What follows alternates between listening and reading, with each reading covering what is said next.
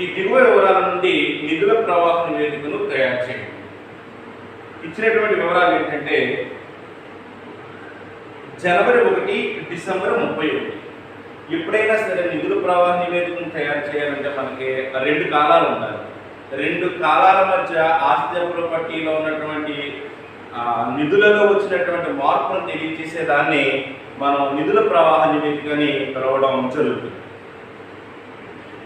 అందులో నగదు 4,000 3,600, రుణగ్రస్తులు 35,000 38,400, సరుకు నిల్వ 25,000 22,000, భూమి 20,000 30,000, భవనాలు 50,000 55,000, యంత్రాలు 80,000 86,000.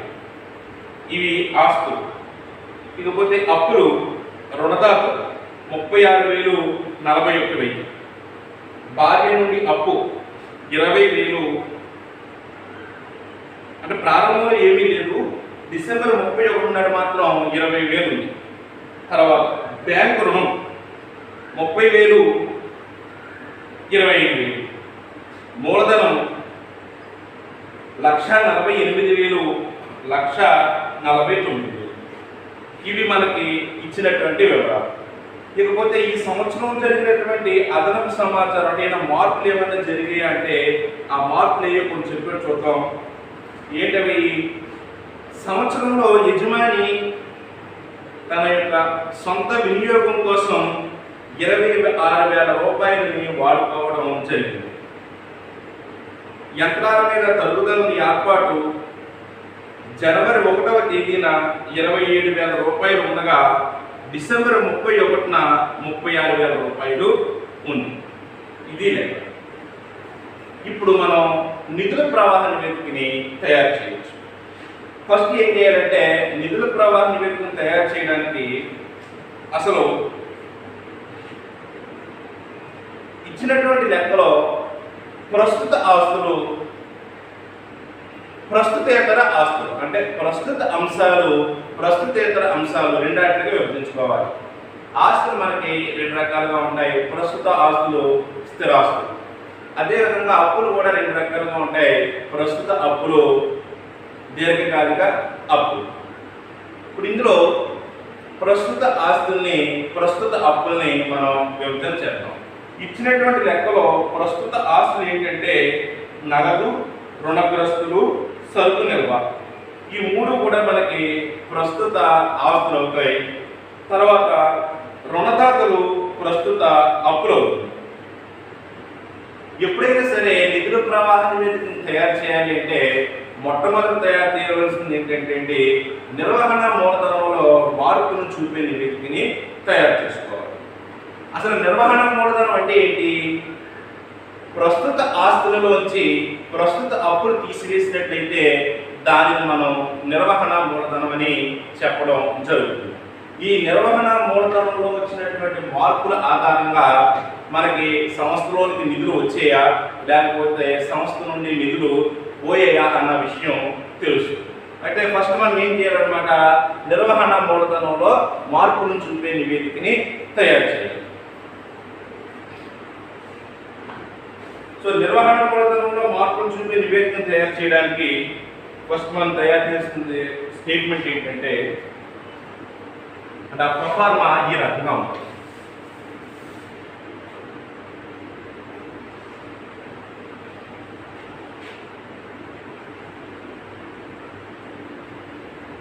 నిర్వహణ మూలధనంలో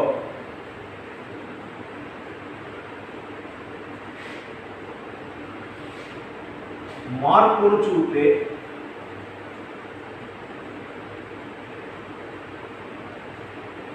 నివేదిక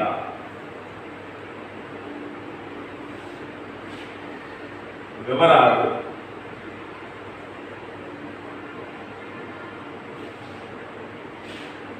జనవరి 1 డిసెంబర్ 31. తర్వాత నిర్వహణ మూలధనంలో అంటే వర్కింగ్ క్యాపిటల్లో పెరిగిన మొత్తము, పెరిగినది, తగ్గినది.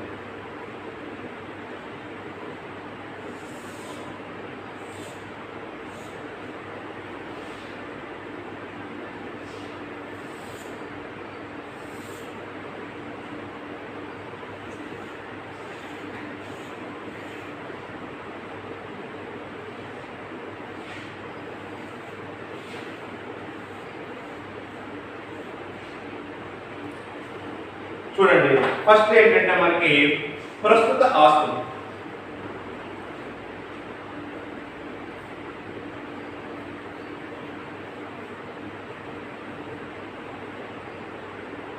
మనకి లెక్కలు ఇచ్చినటువంటి ప్రస్తుత ఆస్తులు ఏంటి చూడండి. మొట్టమొదటిది ఎంత? నగదు.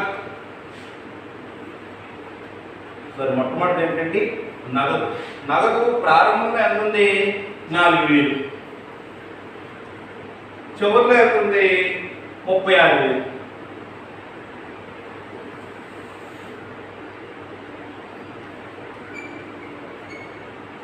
అంటే 3,600.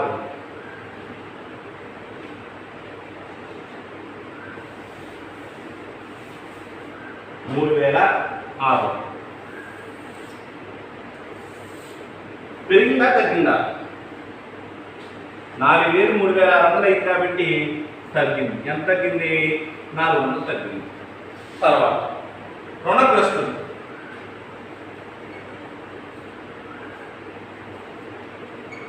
రుణగ్రస్తులు ఏమైంది? ప్రారంభంలో ఎంత? 35,000. ముగింపులో ఎంత ఉంది? 38,400. పెరిగిందా తగ్గిందా? పెరిగింది. ఎంత పెరిగింది? 3,400 పెరిగింది. తర్వాత సరుకు. సరుకు ప్రారంభంలో ఎంత ఉంది? 25. తర్వాత ముగింపులో ఎంత ఉంది? 22. పెరిగిందా తగ్గిందా?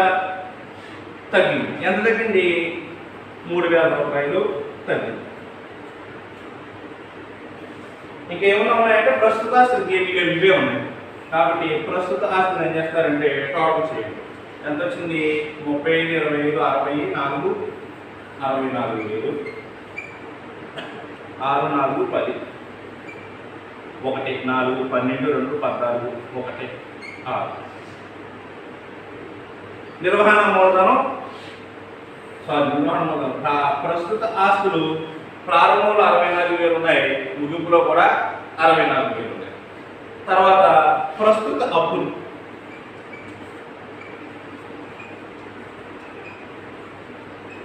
ప్రస్తుత అప్పులు ఏమున్నాయి? లెక్కిస్తాం.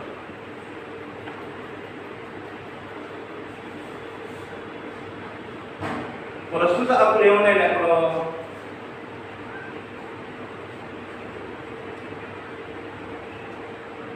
రుణదాతలు. చూడండి, రుణదాతలు ఎంత ఉన్నాయమ్మా? 36,000 ప్రారంభంలో ఉన్నాయి, 41,000 ముగింపులో.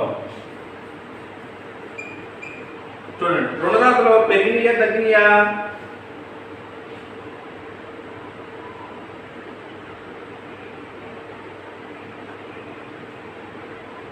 రుణదాతలు పెరిగినాయి.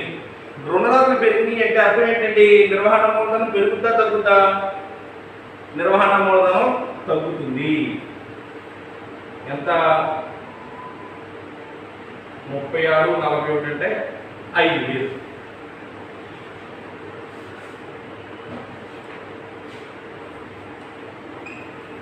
ఓకే, ఇక్కడ ఒకసారి మీరు జాగ్రత్తగా చూడాలా.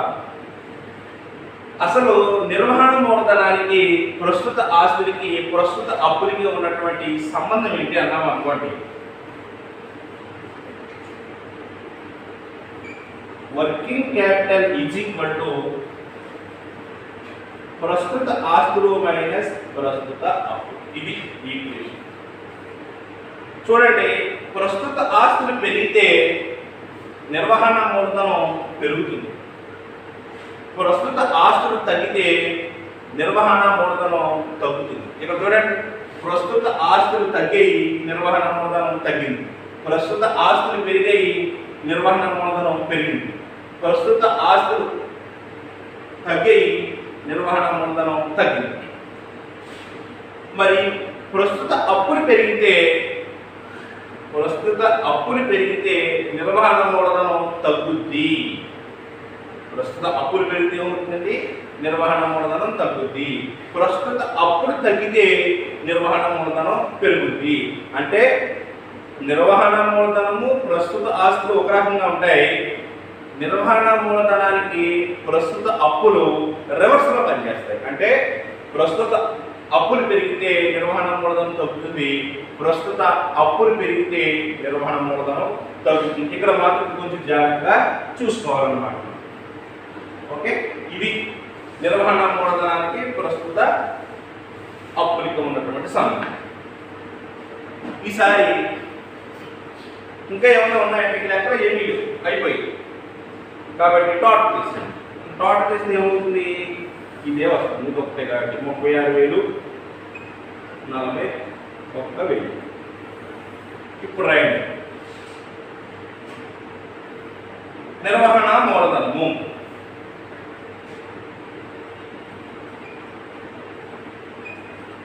Working capital. Working capital equation ఏంటి? ప్రస్తుత ఆస్తులు మైనస్ ప్రస్తుత అప్పులు. చూడండి, ప్రారంభంలో ప్రస్తుత ఆస్తులు ఎంత ఉన్నాయి? 64,000. ప్రస్తుత అప్పులు ఎంత ఉన్నాయి? 36,000. డిఫరెన్స్ ఎంత? 28,000. అలాగే డిసెంబర్ 31 నాడు ప్రస్తుత ఆస్తులు ఎంత ఉన్నాయి? 64,000. ప్రస్తుత అప్పులు ఎంత ఉన్నాయి? 41,000. అంటే డిఫరెన్స్ ఎంత? 23,000. ఇప్పుడు టోటల్ 28,000, 28,000. ఎటువైపు తక్కువ వచ్చింది? 5,000 రూపాయలు తగ్గింది. ఇప్పుడు చూడండి, ప్రారంభానికి ముందు చూసుకున్నట్లయితే నిర్వహణ మూలధనం పెరిగిందా తగ్గిందా? ప్రారంభంలో 28,000 ఉంటే చివరిలోకి వచ్చేటప్పటికి 23,000 ఉంటుంది. అంటే నిర్వహణ మూలధనం 5,000 రూపాయలు తగ్గింది. అంటే వర్కింగ్ క్యాపిటల్లో తగ్గుదల 5,000 రూపాయలు. ఇప్పుడు ఇది కూడా మనం టోటల్ తీసామనుకోండి, ఇది టోటల్ తీస్తే ఎంత వచ్చింది? 4, 3, 12,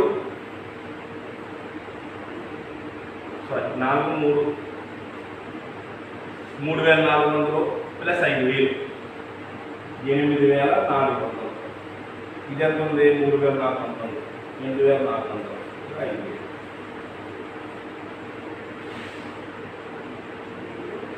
అంటే నికరంగా మనకు వచ్చినటువంటి నిర్వహణ మూలధనంలో మార్పు ఏంటండి?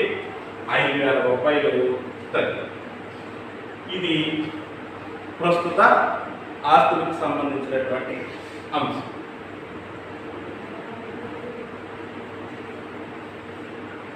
ఓకే, ఇంకొకసారి చూడండి, ప్రస్తుత ఆస్తులు తగ్గినట్లయితే నిర్వహణ మూలధనం తగ్గుతుంది, ప్రస్తుత ఆస్తులు పెరిగినట్లయితే నిర్వహణ మూలధనం పెరుగుతుంది.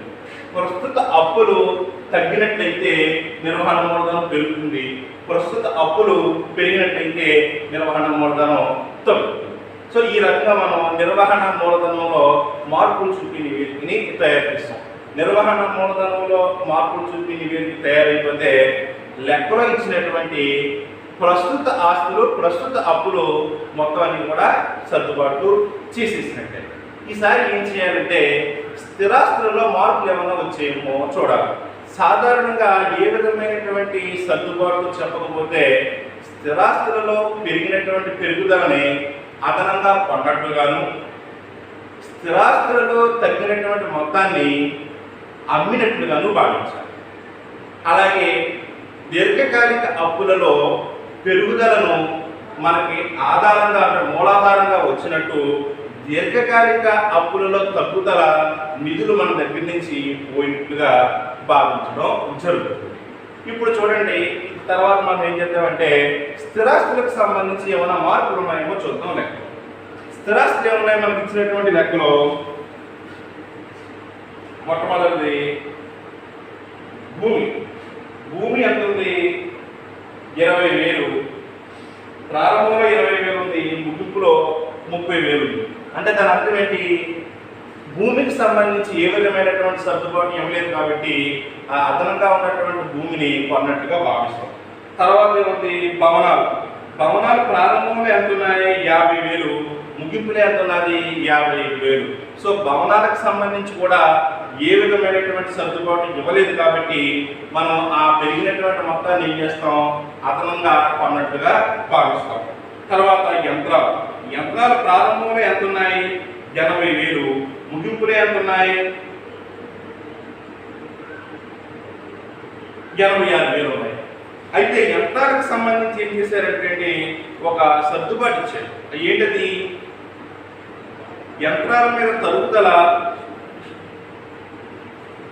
జనవరి 1వ తారీఖుని 27,000 ఉండగా డిసెంబర్ 31న 36,000 రూపాయలు ఉంది. అంటే ఇక్కడ మనం ఏం చేయాలంటే యంత్రాన్ని అసలు యంత్రాలు ఎంత పెరుగుదల వచ్చింది? 6,000 రూపాయలు వచ్చింది. అంటే 6,000 రూపాయలు యంత్రాన్ని కొన్నామా లేదా అని చూడాలనుకోండి, మరి తరుగుదలను కూడా ఎస్టిమేట్ చేయాలి కదా. కాబట్టి మనం ఫస్ట్ ఏం చేస్తామంటే ఇక్కడ ఒక యంత్రాల ఖాతాని తయారు చేద్దాం.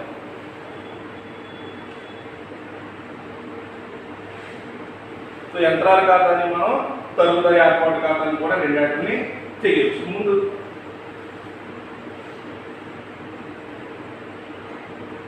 యంత్రాల ఖాతాని చేద్దాం.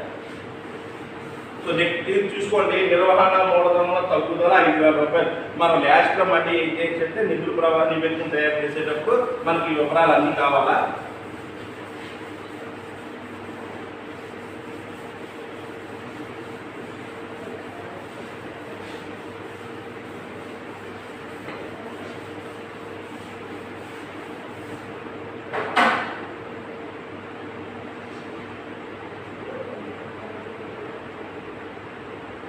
యంత్రాల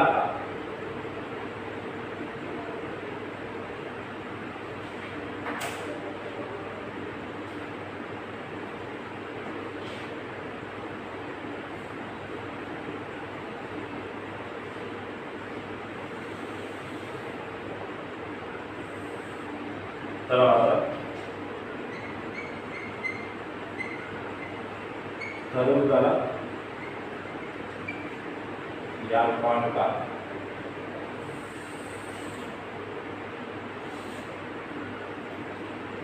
చూడండి. యంత్రాలు ఎంత మన దగ్గర? ప్రారంభంలో ఉన్నటువంటి యంత్రాలు ఎంత? ప్రారంభంలో ఉన్నటువంటి యంత్రాలు మన దగ్గర 80,000 ప్లస్ అప్పుడు ఏర్పాటు చేసిన తరుగుదల ఎంత? 26,000. అంటే యంత్రాలు ఆస్తి కాబట్టి యంత్రాల ఖాతా ఎప్పుడు కూడా డెబిట్తో ప్రారంభం అవుతాం. Debit credit.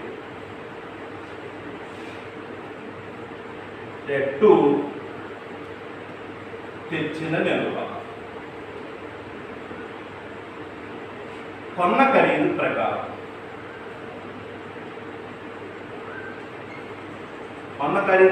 ఎంత అవుతుంది? కొన్న ఖరీదు అంతా యంత్రాలది 80,000 ప్లస్ ఆ రోజు ఏర్పాటు చేసిన తరుగుదల ఎంత? 27,000. అంటే ఎంత అవుతుంది అన్నమాట? 1,07,000 రూపాయలు. తర్వాత ముగింపు నిల్వ బై తేల్చిన నిల్వ. ఇది కూడా కొన్న ఖరీదు ప్రకారం. ముగింపు నిల్వ ఎంత ఉంది? యంత్రాలది 86,000 ప్లస్ అప్పటికి మనం ఏర్పాటు చేసినటువంటి తరుగుదల ఎంత?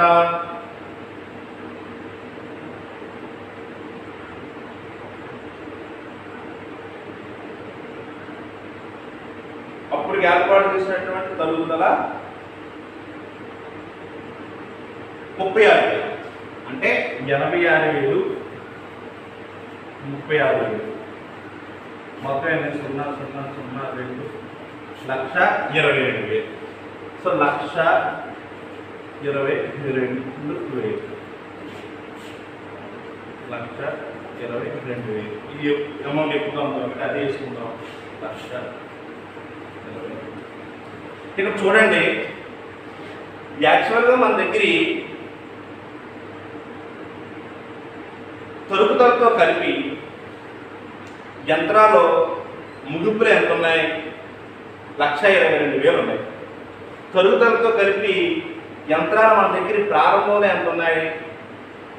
1,07,000 ఉన్నాయి. అంటే పెరిగిందా తగ్గిందా? పెరిగింది కదా. అంటే యంత్రాలు ఎప్పుడు పెరుగుతాయి? కొన్నప్పుడు పెరుగుతాయి. అంటే ఈ సంవత్సరంలో కొన్నటువంటి యంత్రాలు ఎంత అన్నమాట? టు బ్యాంకు ఖాతా. ఎంత కొన్నాం? యంత్రాలని 15,000 పెట్టుకున్నాం. ఇప్పుడు మనకి సరిపోయింది. ఓకే, నెక్స్ట్ తరుగుదల యొక్క ఏర్పాటు ఖాతాను చూద్దాం.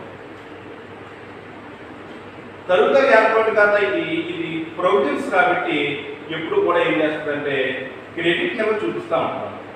అంటే ఇది బై తెచ్చిన నిల్వ. తెచ్చిన నిల్వ ఎంత? 20. లేకపోతే తెచ్చిన నిల్వ ఎంత అండి? 27,000. తెచ్చిన నిల్వ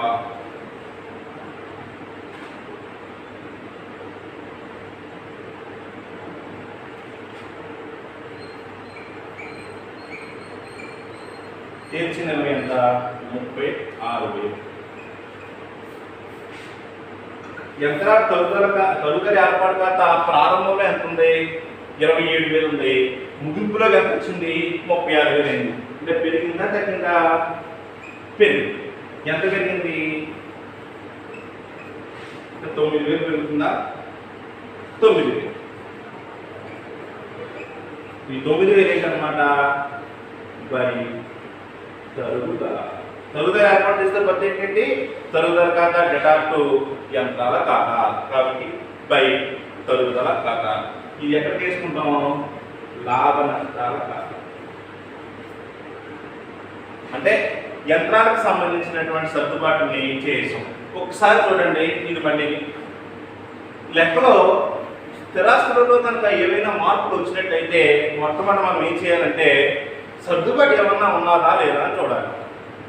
అంటే సహజంగా ఏ విధమైనటువంటి మార్పులు మనం చేయకపోయినట్లయితే, సర్దుబాటు చేయకపోయినట్లయితే స్థిరాస్తులలో వచ్చినటువంటి పెరుగుదలని కొన్నట్టుగా భావించాలి, స్థిరాస్తులలో వచ్చినటువంటి తగ్గుదలని అమ్మినట్టుగా భావించాలి.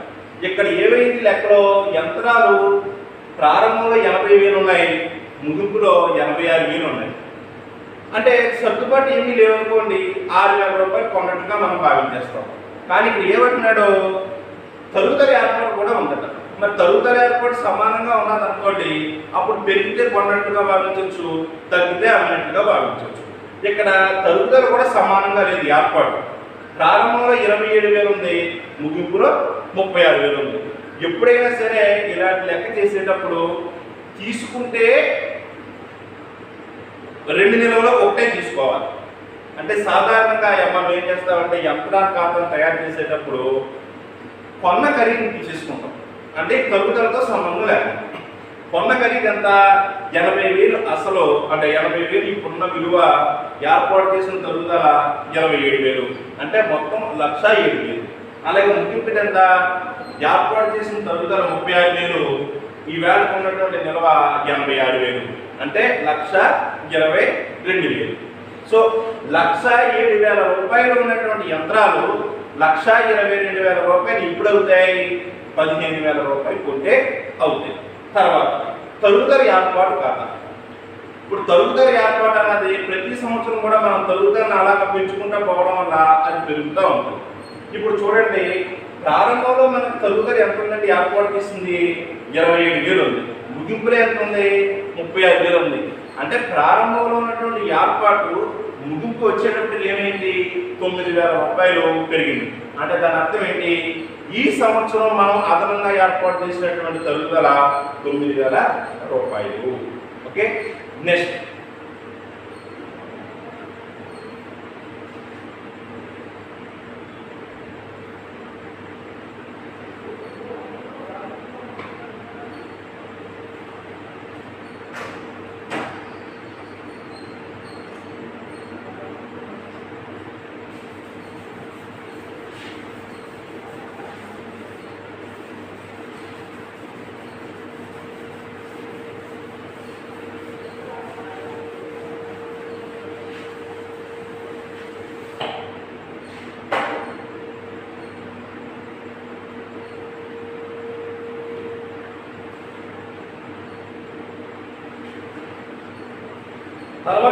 మార్పులు వచ్చే లెక్కలో మూలధనంలో మార్పు వచ్చింది. మూలధనం ఏంటంటే ప్రారంభంలో ఎంత ఉందమ్మా మూలధనం 1,48,000 ఉంది. ముగింపులో ఎంత ఉంది 1,49,000 ఉంది. ఇక్కడ చూడండి, ప్రారంభంలో 1,48,000 ఉండి ముగింపులో 1,49,000 రూపాయలు ఉన్నదంటే మూలధనం ఏమైనట్టు ఒక 1,000 రూపాయలు పెరిగింది. మరి 1,000 రూపాయలు పెరిగినట్లుగా మనం భావించవచ్చండి.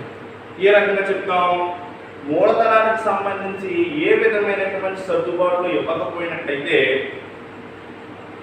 అంటే అదనంగా మూలధనాన్ని తెచ్చినట్లుగా చెప్పకపోయినట్లయితే మూలధనంలో పెరుగుదల నికర లాభం కానీ మూలధనంలో తగ్గుదల నికర నష్టం కానీ చూస్తాం. ఇవి ఒక కంపెనీకి సంబంధించినటువంటి లెక్కలు కాదు. ఇందులో మనకి ఏమన్నాడంటే ఎక్స్కి సంబంధించినటువంటి వివరాలు అన్నాడు. అంటే అది ఒక సొంత వ్యాపార సంస్థగా మనం భావించడం జరుగుతుంది. అంటే మూలధనంలో మార్పు వచ్చింది. అయితే ఒక 1,000 రూపాయలు అయితే మనకు తెలిసిపోతుంది అంటే లాభం వచ్చినట్టుగా. కానీ ఇక్కడ మూలధనానికి సంబంధించి ఏం చేశాడంటే ఒక సర్దుబాటు కూడా ఇచ్చాడు. ఏంటది, యజమాని తన సొంతంగా వాడుకున్నటువంటి మొత్తం ఎంతంటే ఈ సంవత్సరంలో 26,000 రూపాయలు వాడుకున్నాడట. ఎప్పుడైనా సరే సర్దుబాటు ఇచ్చినట్లయితే మనం ఏం చేయాలంటే ఖాతా వేసినట్లయితే మనకి అందులో ఉన్నటువంటి అడ్జస్ట్మెంట్ అన్ని కూడా కరెక్ట్గా వస్తాయి. కాబట్టి మూలధనం ఖాతా లేదు.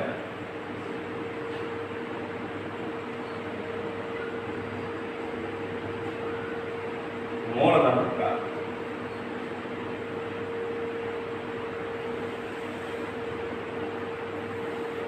మూలధనం ఎప్పుడు కూడా అప్పు కాబట్టి ఇది క్రెడిట్ నిల్వనే చూపిస్తూ ఉంటాం. బై తెచ్చిన నిల్వ లేదా ప్రారంభ నిల్వ ఎలాగా అనుకోవచ్చు. ప్రారంభ నిల్వ ఎంత లెక్కలో మనకి 1,48,000.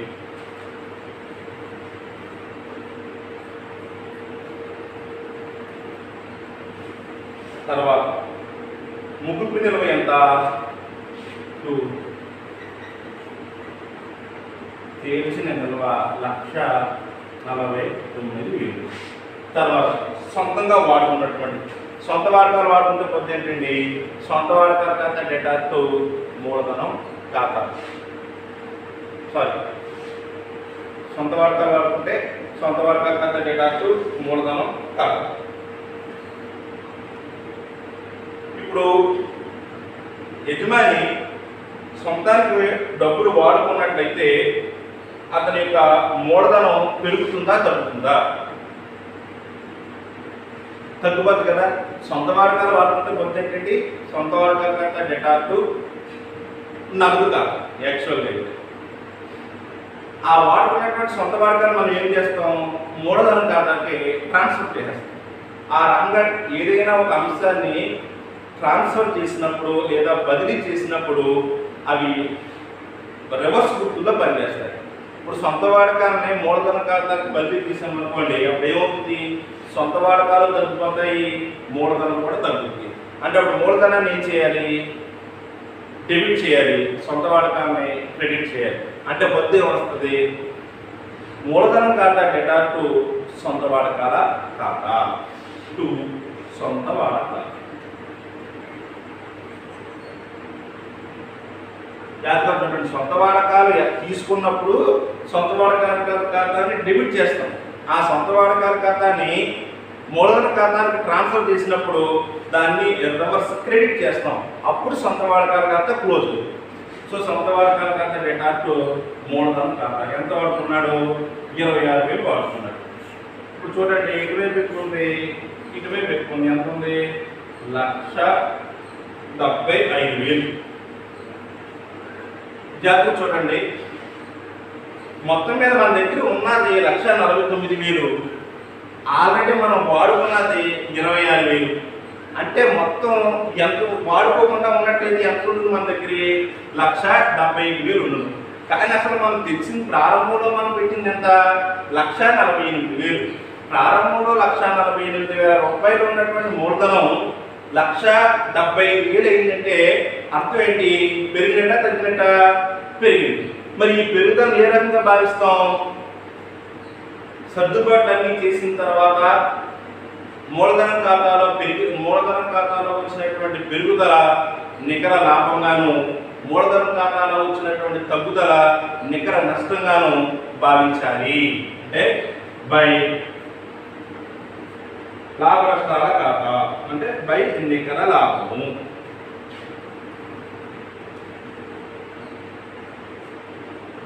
నికర లాభాన్ని కూడా ఏం చేస్తామంటే మనం లాభ నష్టాల ఖాతాకు మూలధన ఖాతాకు మళ్ళిస్తాం. మూలధన ఖాతాకు మళ్ళించినట్టు మొత్తం ఏమవుతుంది తెలిసినాయండి? నికర లాభాన్ని మూలధన ఖాతాకు మళ్ళిస్తే ఏమవుతుంది? మూలధనం పెరుగుతుంది కదా. మూలధనం పెరగాలి అంటే నికర లాభం ఖాతా డెటార్ టు మూలధనం ఖాతా అంటే నికర లాభం క్లోజ్ అయిపోతుంది. నికర లాభాన్ని డెబిట్ చేసాం కాబట్టి అది రద్దు అయిపోతుంది. ఇప్పుడు మూలధన ఖాతా పెరుగుతుంది అంటే మూలధన ఖాతాలో వచ్చి మెర్జ్ అయిపోతుంది. ఎంత పెరిగింది? 27,000, 1,70,000. అంటే ఇప్పుడు మనకు నికరంగా ఈ సంవత్సరం వచ్చినటువంటి లాభం ఎంత అన్నమాట? 27,000 రూపాయలు. ఈసారి ఏం చేయొచ్చంటే సర్దుబాటు చేసినటువంటి లాభ నష్టాల ఖాతాన్ని తయారు చేయాలి. సర్దుబాటు చేసిన లాభ నష్టాల ఖాతా. మనం లెక్కలో ఎక్కడ కూడా లాభ నష్టాల ఖాతా యొక్క నిల్వ ఏమి ఇవ్వలేదు. ప్రారంభంలో లాభ నష్టాల ఖాతా ఎంత వచ్చిందని కానీ లేదా సంవత్సరంలో మనకి ఇంత లాభం వచ్చిందని కానీ ఏమి చెప్పలేదు. కానీ మనం మూలధన ఖాతాన్ని పెట్టి మనం ఏం చేయొచ్చు అంటే ఎంత లాభం వచ్చిందో డిసైడ్ చేసాం. ఎంత వచ్చింది? సంవత్సరం లాభం మనకి 27,000 రూపాయలు వచ్చింది, అంతే కదా. అంటే మనకు వచ్చినటువంటి లాభం ఎంత? 27,000 రూపాయలు. ఇక్కడ నికర లాభం రాసామంటే బ్రాకెట్ ఏంటి? లాభ నష్టాల ఖాతా. కాబట్టి ఇక్కడ ఏమవుతుంది? 2 మూలధనం ఖాతా ఎంత? 27,000. అదే విధంగా చూడండి,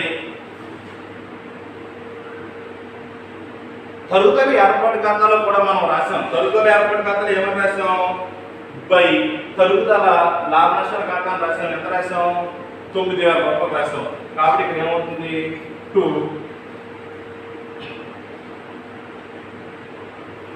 తరుగుదల ఏర్పాటు ఖాతా.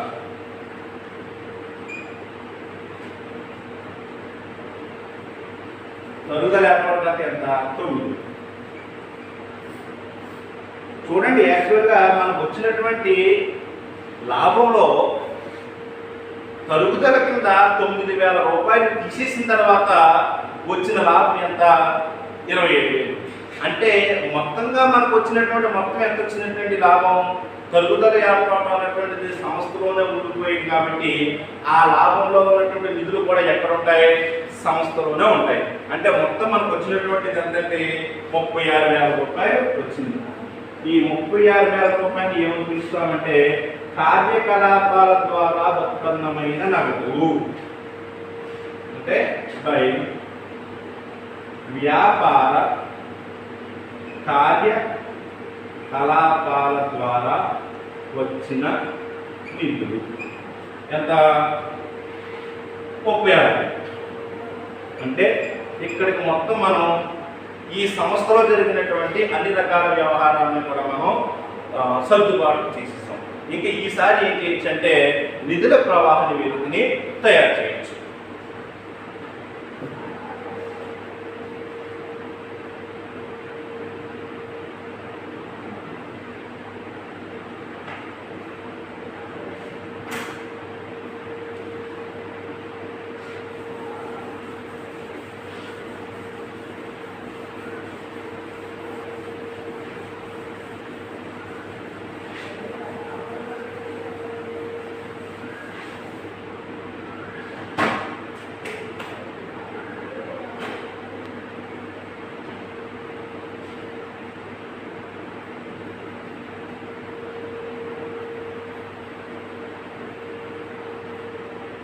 నిధుల ప్రవాహ నివేదిక. ఇది చూడటానికి ఆస్తుల పట్టిలాగా ఉంటుంది. ఇందులో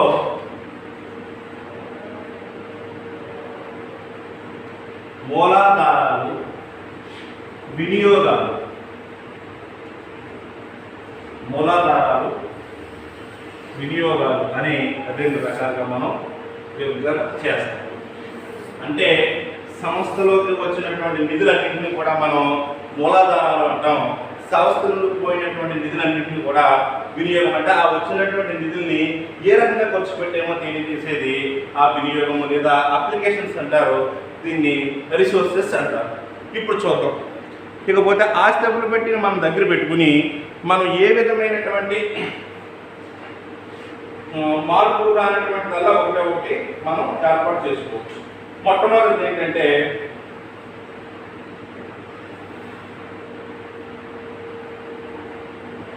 ప్రస్తుత ఆస్తులన్నీ అయిపోయాయి కాబట్టి ప్రస్తుత ఆస్తుల తర్వాత ఉన్నదేంటి?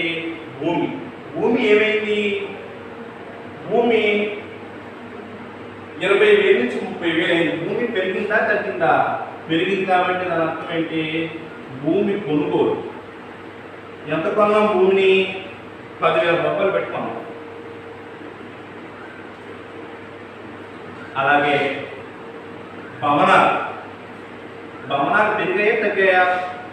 పెరిగాయి. ఎంత పెరిగాయి? 5,000. అంటే భవనాలు కొనుగోలు 5,000. తర్వాత యంత్రాలకు సంబంధించి ఖాతా వేసాం కాబట్టి అక్కడ చూసుకుందాం, ఇంకా అయిపోయాయి. అదేవిధంగా అప్పుడే చూసుకోండి, రుణదాతలు ఆల్రెడీ మనం తీసేసాం. ఏంటంటే నిర్వహణ మూలధనంలో మార్పు నుంచి వెనుకలు వేసేసాం. ఆ తర్వాత ఏంటంటే భార్య నుండి అప్పు. భార్య నుండి అప్పు ఏంటి? ప్రారంభంలో ఏమీ లేదు కానీ చివరికి వచ్చేటప్పుడు ఏమైంది? 20,000 వచ్చింది. అంటే అర్థం ఏంటన్నమాట? మనకి 20,000 రూపాయల నిధులు వచ్చాయని అర్థం.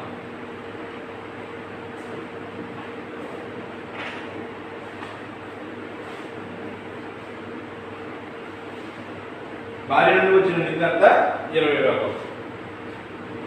అంటే 20,000 రూపాయలు వచ్చాయా లేకపోతే మనకి మన దగ్గర నుంచి తగ్గాయా? వచ్చాయి కాబట్టి ఇందులో వస్తుంది మూలాధారాలకు వస్తుంది. సో భార్య నుండి రుణం ఎంత? 20,000 రూపాయలు.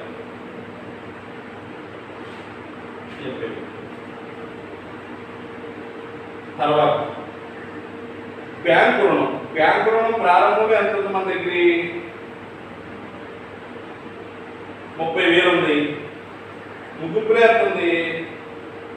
25,000 ఉంది. అంటే తగ్గిందా లేకపోతే పెరిగిందా? అంటే బ్యాంకు రుణం తగ్గింది కాబట్టి రాయండి. మన దగ్గర నిధులు పోతాయి. బ్యాంకు రుణం 5,000. తర్వాత బ్యాంకు రుణం తర్వాత ఏముంది? మూలధనం కరెక్ట్ కూడా ఆల్రెడీ మనం వేసాం కాబట్టి అక్కడ చూసుకుందాం. ఈసారి ఏం చేయాలంటే చూడండి, మన దగ్గర ఒకటి ఖాతాలను చూడండి. ఫస్ట్ మన దగ్గర ఏముందమ్మా? నిర్వహణ మూలధనంలో మార్పును చూపి నివేదిక తయారు చేసాం కదా. నికరంగా చూడండి, దాన్ని మనం చివరిలో వేసుకుందాం. ఆ తర్వాత యంత్రాల ఖాతా ప్రకారంగా మనం కొన్నామా లేకపోతే అమ్మేమా? 15,000 రూపాయలు ఖరీదు చేసి యంత్రాలను కొన్నట్టుగా వచ్చింది కాబట్టి వినియోగంలో రాయండి. యంత్రాల కొనుగోలు 15,000.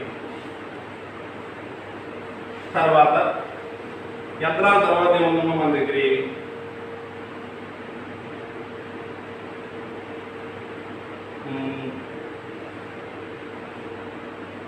ఆల్మోస్ట్ ఖాతాలన్నీ అయిపోయింది. ఈసారి సర్దుబాటు చూడండి ఒకసారి. సంవత్సరంలో యజమాని ఎక్స్ తన సొంతానికి 25,000 రూపాయలు వాడుకున్నాడు కాబట్టి అంటే 25,000 రూపాయలు కూడా మన దగ్గర నుంచి పోతాయా మనకు వస్తాయా? పోతాయి. రాయండి. సొంత వాడకాలు 25,000. అంటే ఇక్కడ కూడా మనం ఏం చేసినట్టు ఆల్మోస్ట్ అన్ని కూడా మనం నమోదు చేసినట్టు టోటల్ చేసేది 10, 15, 20, 35, 55, 60 మొత్తం మనం ఖర్చు పెట్టినటువంటి నిధులు మొత్తం ఎంత? 61,000 నిధులు ఖర్చు పెట్టాం. సో మన దగ్గర మనకు వచ్చిన నిధులు ఎంత? భార్య నుండి తెచ్చుకున్న అప్పు 20,000 రూపాయలు.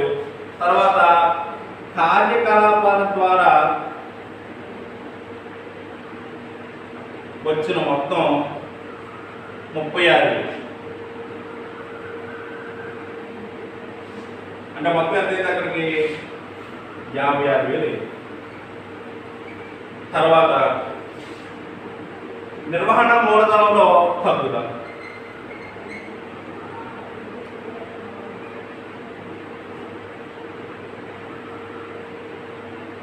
నిర్వహణ మూలధనంలో తగ్గుదల ఏం చేస్తుందంటే మనకి నిధులు మూలాధారాన్ని తీసుకొస్తుంది. నిర్వహణ మూలధనంలో పెరుగుదల ఏమవుతుందంటే అప్లికేషన్లోకి వచ్చేస్తుంది. నిర్వహణ మూలధనం తగ్గుదల ఎంత? 5,000. మొత్తం 61,000. ఇది నిధుల ప్రవాహ నివేదికని తయారు చేసే విధానం. ఒకసారి చూద్దాం ఓవరాల్గా. నిధుల ప్రవాహ నివేదికను తయారు చేసేటప్పుడు మనం ఇచ్చినటువంటి మొత్తం అంశాలన్నింటినీ కూడా ప్రస్తుత అంశాలు, ప్రస్తుతేతర అంశాలని 2 రకాలుగా విభజిస్తాం. ప్రస్తుత అంశాల్లో వచ్చినటువంటి మార్పుల్ని నిర్వహణ మూలధనంలో మార్పులు చూపి నివేదిక ద్వారా తయారు చేస్తాం. ఆ తర్వాత మిగిలినటువంటి స్థిరాస్తులన్నీ కూడా ఏ విధమైనటువంటి సర్దుబాటు చెప్పకపోతే పెరిగితే కొన్నట్లుగాను, తగ్గితే అమ్మినట్లుగాను భావించాలి. కొంటే ఆ వినియోగము, అమ్మితే మూలాధారం. అదే రకంగా దీర్ఘకాలిక అప్పులన్నింటినీ కూడా తగ్గినట్లయితే మనకి మూలాధారము, దీర్ఘకాలిక అప్పులు తగ్గినట్లయితే వినియోగము, దీర్ఘకాలిక అప్పులు పెరిగినట్లయితే మనకి మూలాధారాలుగా భావిస్తాం. ఒకవేళ సర్దుబాట్లు ఏమైనా ఇచ్చినట్లయితే ఆ ఖాతాను వేసేసుకోవాలి. వేసుకుంటే దాంట్లో జరిగినటువంటి మార్పులన్నీ అందులోకి వచ్చేస్తాయి. ఆ తర్వాత కార్యకలాపాల ద్వారా ఉత్పన్నమైనటువంటి నిధులను లెక్కబెట్టడానికి సర్దుబాటు చేసినటువంటి లాభ నష్టాల ఖాతాని తయారు చేయాలి. ఈ ఖాతాను తయారు చేసిన తర్వాత ఆ రిజల్ట్ అంటే ఏ అంశాలలో మార్పులు వచ్చినాయో, దానివల్ల నిధులు వచ్చినాయా, ఆ అంశం వల్ల నిధులు పోయినాయి అన్నటువంటిది అంతా రాసుకున్నాం అనుకోండి. మూలాధారాలన్నీ ఒకవైపుని, వినియోగాలన్నీ ఒకవైపుని రాసినట్లయితే దాన్ని మనం నిధుల ప్రవాహ నివేదిక అని చెప్పడం జరుగుతుంది. నెక్స్ట్ క్లాస్లో ఇంకొక లెక్కను చూద్దాం. ఈ క్లాస్లో ఇది జాగ్రత్తగా మీరు చూడండి.